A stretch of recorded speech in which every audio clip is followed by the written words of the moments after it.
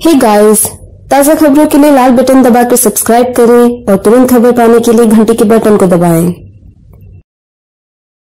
Budget 2018-19 में income tax slab में कोई बदलाव नहीं हुआ, लेकिन कुछ प्रस्ताव दिए गए हैं जो 1 अप्रैल 2018 से लागू हो जाएंगे। इन बदलावों का सबसे बड़ा असर टैक्स पेयर्स पर पड़ेगा। अगर आपको भी इसकी जानकारी नहीं है तो इन नियमों को आप जरूरी एक बार जान लें। दोस्तों, बात करते हैं अपडेट नंबर 1 की, तो ये निकल कर आता है स्टैंडर्ड डिडक्शन का। बजट में वित्त मंत्री जी ने स्टैंडर्ड डिडक्शन को वापस लाने का प्रस्ताव दिया है। इसके लागू होने पर ट्रांसपोर्ट अलाउंस और मेडिकल रीइंबर्समेंट हट जाएंगे। आसान भाषा में समझे तो सैलरी क्लास लोगों की सैलरी से इनकम टैक्स छूट के नाम सीधे तौर पर 40,000 रूपए का स्टैंडर्ड डिडक्शन होगा और मेडिकल ट्रांसपोर्ट अलाउंस हट जाएंगे। स्टैंडर्ड डिडक्शन के लागू होने से 2.5 करोड़ सैलरी क्लास लोगों को फायदा मिलेगा। खास बात यह है कि स्टैंडर्ड डिडक्शन का लाभ वरिष्ठ नागरिकों को भी मिलेगा जिन्हें अब तक मेडिकल और ट्रांसपोर्ट का फायदा नहीं मिलता था। रुक करते हैं अपडेट नंबर 2 की ओर। तो दोस्तों, यहाँ पे निकल कर आता है इनकम टैक्स सेस बढ़ेगा। इनकम टैक्स पर लगने वाले सेस में भी बढ़ोतरी करने का प्रस्ताव है। बजट में वित्त मंत्री जी ने इनकम टैक्स पर लगने वाले एजुकेशन सेस को बढ़ाकर 4% कर दिया है। मौजूदा व्यवस्था में यह सेस 3% लगता है। यह सेस टैक्स पेयर्स के टैक्स पर लगाया जाता है। रुक कर लेते हैं अपडेट नंबर 3 की। तो दोस्तों, यहाँ पे आता है long term capital gain tax. Share बाजार में शेयर बेचने पर लगने वाले short term capital gain tax के साथ अब 1 साल बाद इन शेयरों को बेचने पर long term capital gain tax लगेगा। हालांकि ये उन लोगों पर लागू होगा जिन शेयर बिक्री से आय 1 लाख रुपए से अधिक है। 1 लाख रुपए से अधिक आय पर 10% टैक्स चुकाना होगा। इसके अलावा अतिरिक्त शेष भी वसूला जाएगा। हालांकि करदाताओं को फायदा पहुंचाने के लिए 31 जनवरी 2018 तक की आय पर कोई टैक्स नहीं चुकाना होगा। आसान भाषा में समझे तो 31 जनवरी के बाद बिक्री से हुए लाभ पर भी टैक्स चुकाना होगा। रुक कर लेते हैं अपडेट नंबर 4 की ओर। दोस्तों, तो यहाँ पे निकल कर आता है इक्विटी डिविडेंड आय पर टैक्स। शेयर बाजार से जुड़े इक्विटी म्यूचुअल फंड्स के डिविडेंड पर 10% की दर से टैक्स लगेगा। इसका प्रस्ताव भी बजट में दिया गया है। 1 अप्रैल 2018 से नियम भी लागू हो जाएगा। यह है दोस्तों update number 5 health insurance policy पर टैक्स छूट। बजट में दिए गए प्रस्ताव में अब 1 साल से ज्यादा की हेल्थ पॉलिसी के प्रीमियम पर उतने ही साल की छूट मिलेगी जितने साल के लिए पॉलिसी ली गई है। अभी तक इंश्योरेंस कंपनियां ग्राहकों को प्रीमियम पर छूट देती थी। साथ ही प्रीमियम अदा करने पर टैक्स पेयर्स को 25,000 रूपए तक की छूट का प्रावधान था। आसान भाषा में समझे तो नए नियम के मुताबिक इंश्योरेंस होल्डर अगर 3 साल की पॉलिसी लेता है और उसका प्रीमियम एकमुश्त 45,000 रूपए जमा करता है तो उसे 3 साल के लिए 15,000 रूपए तक के प्रीमियम पर छूट मिल सकेगी। तो कर लेते हैं अपडेट नंबर 6 की। तो एनपीएस निकासी पर टैक्स छूट। अब नौकरी छूटने की स्थिति में नेशनल पेमेंट सिस्टम में टैक्स छूट मिल सकती है। दरअसल बजट में सरकार ने जो प्रस्ताव रखा है उसमें एनपीएस से पैसे की निकासी पर टैक्स छूट का फायदा मिलेगा। जो लोग नौकरी नहीं कर रहे हैं और एनपीएस के सदस्य हैं उन्हें ऐसी स्थिति में टैक्स छूट मिलेगी। मौजूदा व्यवस्था में नौकरी नहीं करने वाले लोगों को इसमें छूट नहीं मिलती थी, लेकिन 1 अप्रैल 2018 से उन्हें भी इसका फायदा जो है मिलेगा। यह है दोस्तों अपडेट नंबर 7 वरिष्ठ नागरिकों के लिए स्पेशल है। तो वरिष्ठ नागरिकों के लिए टीडीएस की सीमा बढ़ी। वरिष्ठ नागरिकों को ब्याज से होने वाली आय पर टीडीएस की सीमा को 10,000 रूपए से बढ़ाकर 50,000 रूपए करने का प्रस्ताव किया गया है। इससे वरिष्ठ नागरिकों को फायदा मिलेगा। अब वरिष्ठ नागरिकों को बैंकों और पोस्ट ऑफिस में खोले गए बचत खातों पर मिलने वाले ब्याज से होने वाली आय में ज्यादा रकम पर टैक्स में छूट हासिल किया जा सकता है। मौजूदा समय में बचत खातों से होने वाली आय पर प्रत्येक व्यक्ति आयकर अधिनियम की धारा 80 टीटीए के तहत 10,000 रूपए तक के ब्याज पर टैक्स में छूट मिलती है, लेकिन अब धारा 80 टीटीबी को जोड़ने का प्रस्ताव है। नए नियम के मुताबिक वरिष्ठ नागरिकों को ब्याज से होने वाली आय में से 50,000 रूपए तक की रकम पर कर में छूट मिलेगी। साथ ही दोस्तों अपडेट नंबर 8 ये कहता है कि ब्याज से आय पर छूट की सीमा बढ़ी। तो प्रधानमंत्री वय वंदन योजना PMVVY के तहत निवेश की सीमा को भी 7.5 लाख से बढ़ाकर 15 लाख रुपए कर दिया गया है। इस योजना को मार्च 2020 तक विस्तार देने का प्रस्ताव है। वरिष्ठ नागरिकों के लिए शुरू की गई प्रधानमंत्री वय वंदन योजना PMVVY के तहत सुनिश्चित 8% का ब्याज मिलता है। इस पर भी टैक्स छूट मिलेगी। बात कर लेते हैं